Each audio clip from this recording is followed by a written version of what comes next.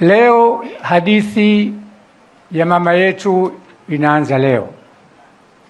Hadithi ya maisha yake, wema wake, roho yake njema kwa kupenda hasa watu wa kipato cha chini.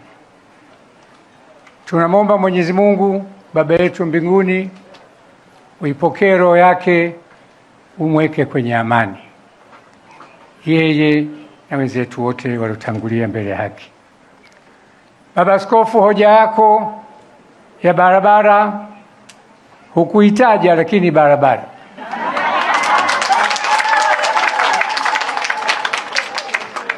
tumeisikia,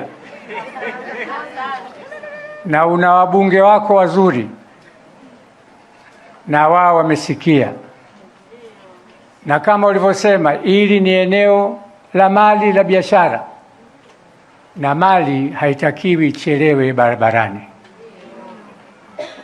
Kwa hiyo na waziri mkuu na makamu wa rais wako hapa na wao wamesikia,